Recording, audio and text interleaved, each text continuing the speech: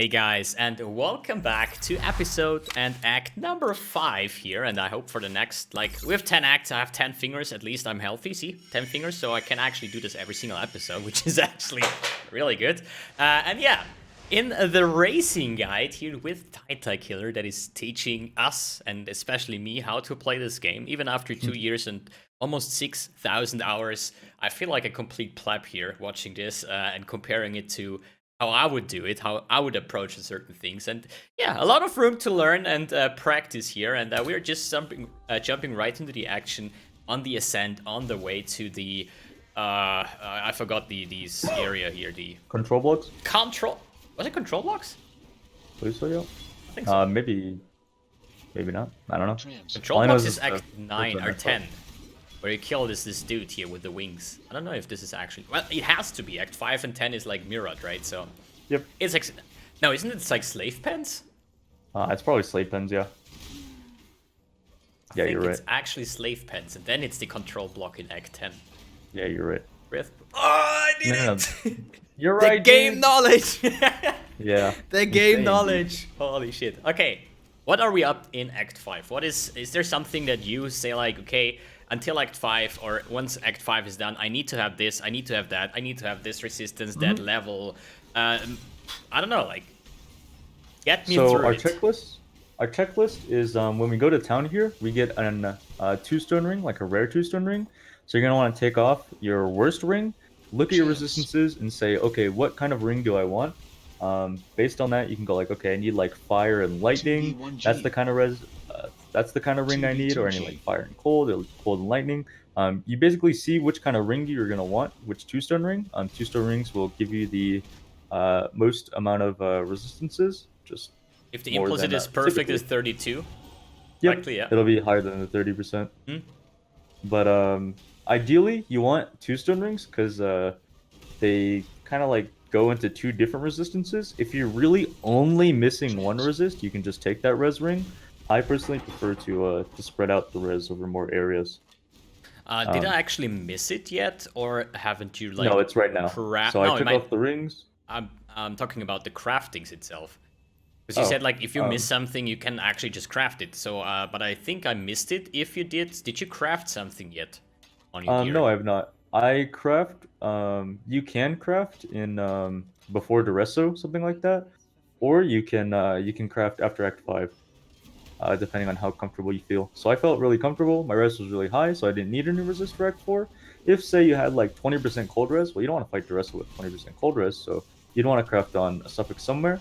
The reason why I saved crafting until after I killed Katava is that you could get an upgrade while you're either here farming through the zones or while you're farming Innocence. So I opt to craft afterwards, unless, like I said, you really need the res. Yeah, and it's still all about crafting materials that you're gonna lack in the early league anyways. So you wanna spend that wisely, and it's like when you're crafting on some Act 3 stuff, and you can have better stuff in Act 5, for example, because you can just roll higher tiers because the item level is higher and so on.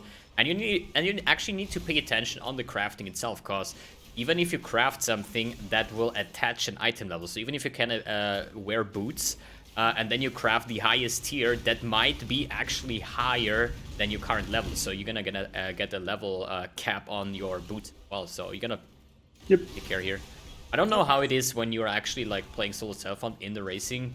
About the crafting recipes, do you have some actually already unlocked, or do you just get it while browsing through the acts and they add up or something? So you get the resist crafts like from the second you start your character in Soul Selfbound. It's always going to cost 1 transmute. You get one later on for 1 alchemy, but I only use that on really good pieces of gear. And then in Act 8, I believe after you kill Dojiri, right at the waypoint, there's going to be the next level craft, and I believe that is 3 chaos. So that one's really expensive.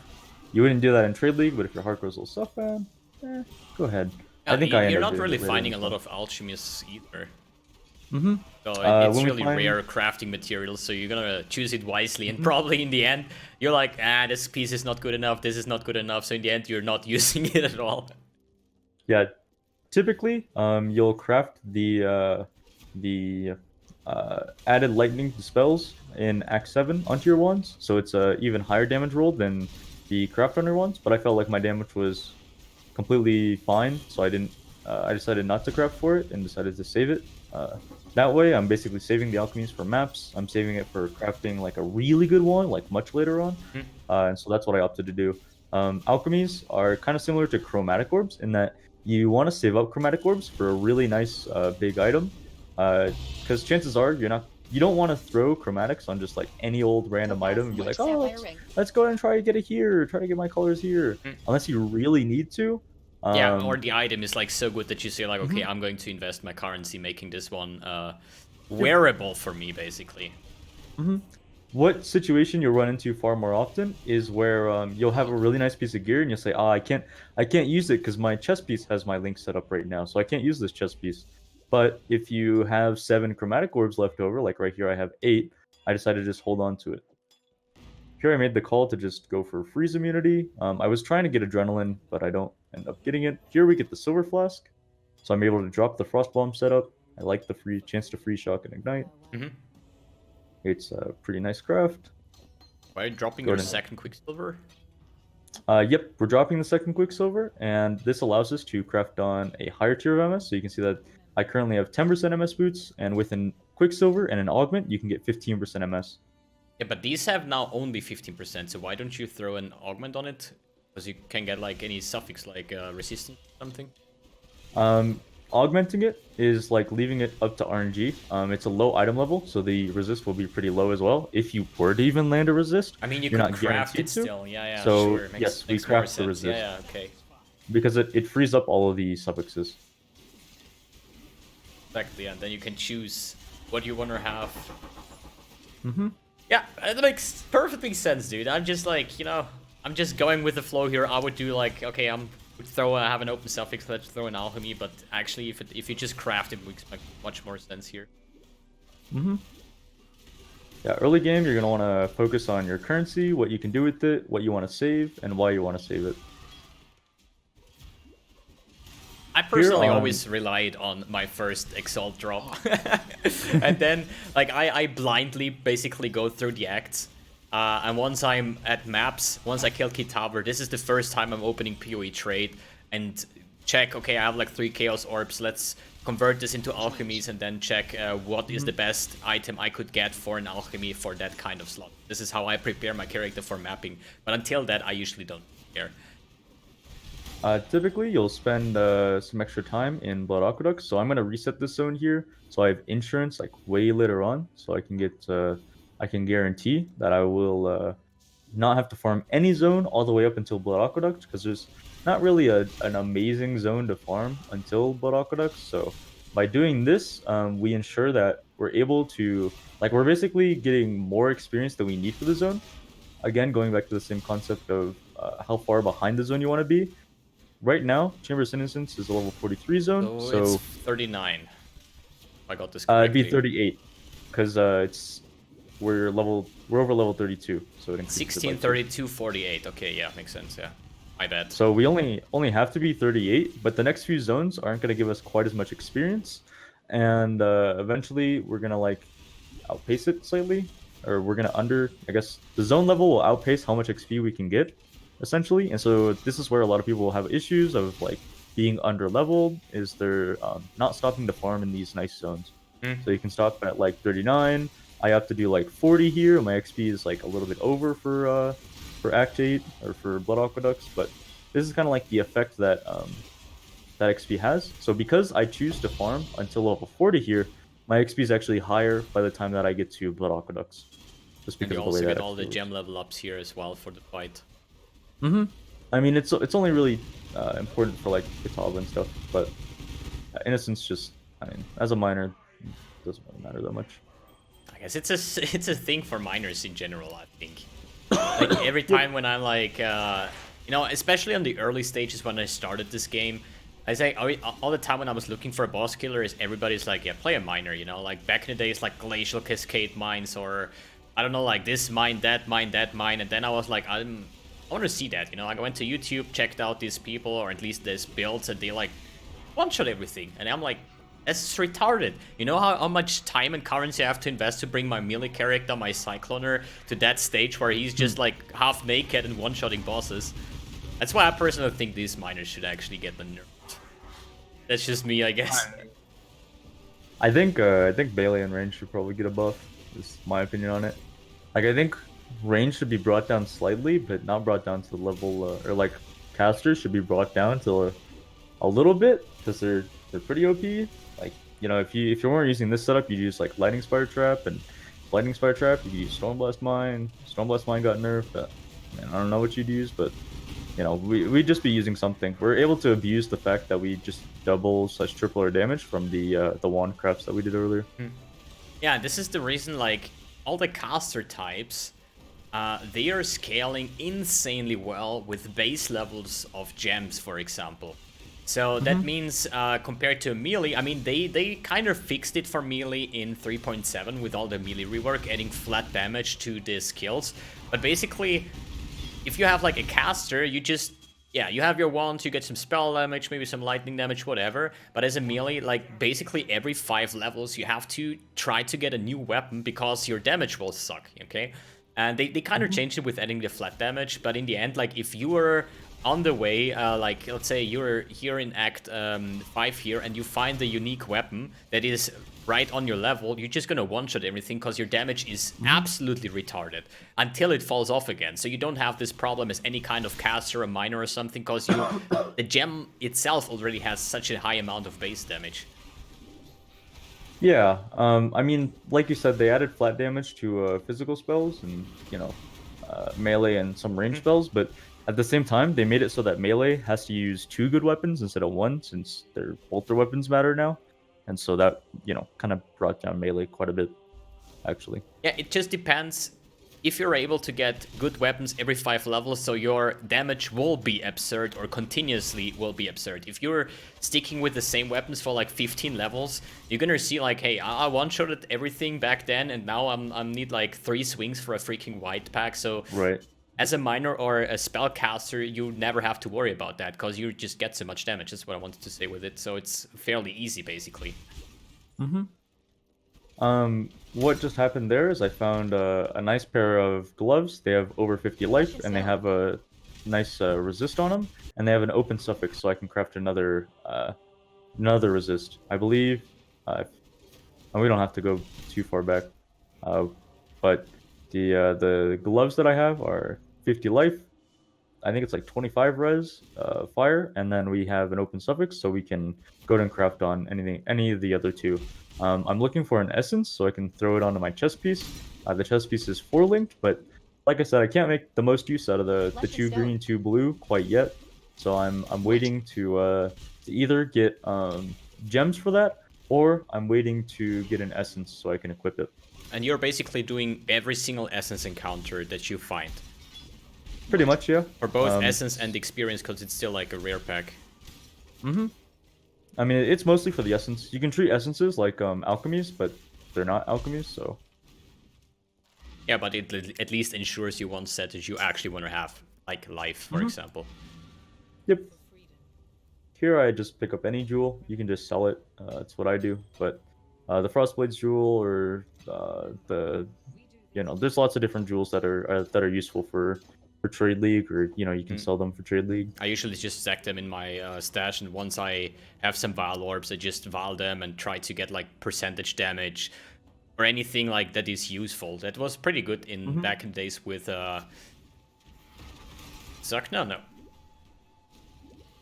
Like spreading rod, for example, for chaos builds, for blight. Right. Yeah, for blight, for example, or the molten strike back in the days. I don't know what name was it. Doesn't matter. But if you can land a good corruption on it, you can actually sell it for quite a good amount of money.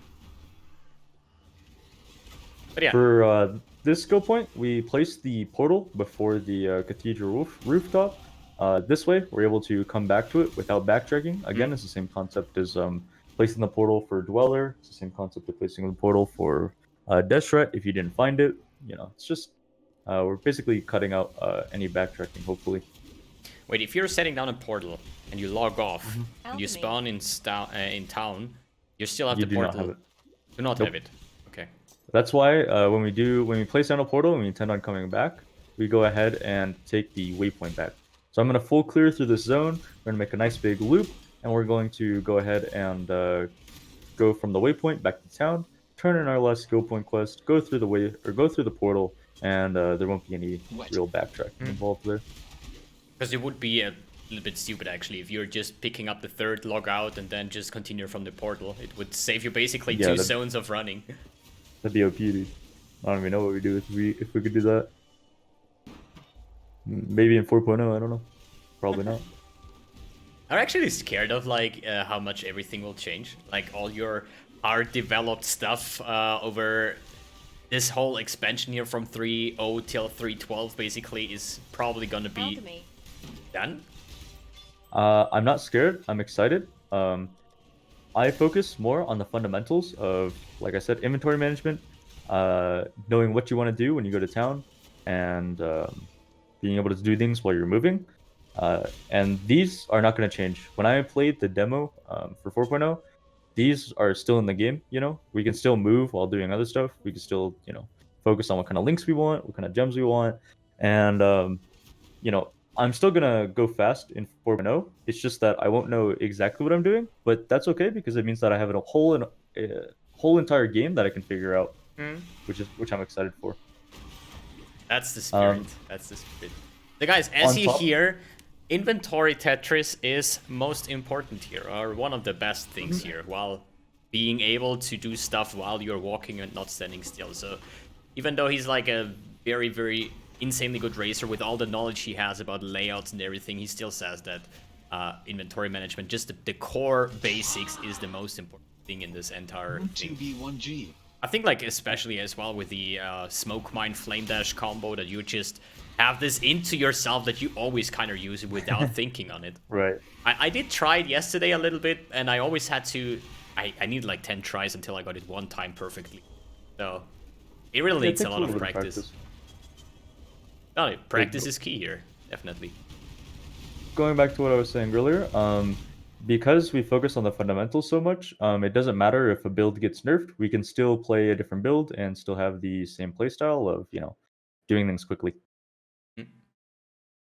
All right, here on Kitava, is there anything that you would do different, or at least like special here when you approach that, or is it just like, yeah, well, just another random boss, nothing to worry about? Because Act 10 Kitava is way harder than this one, or? Nope, it's just another boss, After one shot, the typical thing. Okay. If you're using Lightning Spire Trap or something else, for example, you can portal out for flasks and for charges, but we don't have to do that here, so. The instant life flask and bleed immunity, Pock Chip. That's the one you want to have. Like, this is the flask setup you want to have, right? Bleed immunity, freeze immunity. The rest, curse immune and so on, is nice to have, but mandatory is actually just freeze and bleed, right? So to talk about the flask a little bit, ideally you want to have bubbling or seething, ideally bubbling on the life flask, and the suffix doesn't really matter. You just want anything for the suffix. You just want it to be instant. The way the damage works in this game is it's not like you're gonna take a bunch of hits and then you're like, oh no, I'm losing health, I gotta heal up. It's like, oh, I got hit twice, oh, I'm dead. So you want to be able to heal when you get hit once, like pretty much every single time. On the other flasks, though, you're completely right. You want to have the freeze immunity, the hopefully bleed immunity somewhere. You don't need curse immunity, but it's kind of nice. But the only ones we really care about are bleed immunity and freeze immunity. You can see here that we finished up Kitava, and I'm looking around on my gear for where can I craft a resist. I'm holding down ults on the gear, seeing like, okay, where do I have a suffix? So I'm going to write it down: gloves, boots, wands, and... So you're basically always checking your gear once you have cutscenes that you cannot skip with log. Like Val Oversoul you can skip with logout. But Dominus, for example, you can just play it. Yeah, Dominus, for example, when he transfer into his when you kill the first phase, then you have like, I don't know, like 10 seconds. Or for me, it feels like a minute sometimes, where you actually check your gear, and then basically you never really check your gear unless you really find an upgrade where you think like, hey, these boots are actually insane, what do I have equipped? But on the other hand, you probably know exactly what you have equipped. Yep. You can keep the video playing, because we're just going to go over and craft res. I have a lot of alchemies, so I just decided to alch them. They're pretty bad, to be honest. They might as well be just non-rare. And here we check our resist, see what we need to craft, and where we can craft it. We go to the waypoint, and we go back to our hideout, and we're going to craft on all the resists we need. Okay, this is so, after 5 acts, it's the first time where you say like, okay, now it's time. I'm getting the -30, all resistance. I need to be res capped to keep on going. Now it's the first time where you actually check your gear, what you found in the first 5 acts, basically. Because for me, it didn't really matter too much. I mean, in the start, yeah, with the wands that you crafted and then later on upgraded. But for me, it didn't really seem to care about your gear at all. You're like, okay, I have this, I have that. My resistance is fine. I don't have to worry about it at all. Okay. That's why we want to use a leather belt for life and 2 stone rings for resist, or you could use just like a single resist ring, like a topaz or a sapphire or ruby. But yeah, as long as you have okay life and you have an okay amount of res, then you're good to go. Ah, it's too fast. I wanted to see your end resistance. So I used an alchemy on the gloves, the higher tier resist craft. And the reason why I did that is so that I'm gonna use these gloves for a long time. I was freaking out about them because they're 50 life, 20% res, and I can craft another res. So it's like an amazing piece of gear. Yeah, of course, yeah, especially for leveling here. So, and now you see fire resistance 20% off. What is now? You see that? So like the last thing you want to craft is your wands. So I crafted on the wand here, but we want to replace the wand eventually. So it's not ideal to put resist on wands. Like ideally, we want to have just like a juicy increased damage wand. But if we have a resist craft, then we're kind of gated behind that in a way. So now it's harder to replace the wand that I just crafted res on because it's how we're capping our res.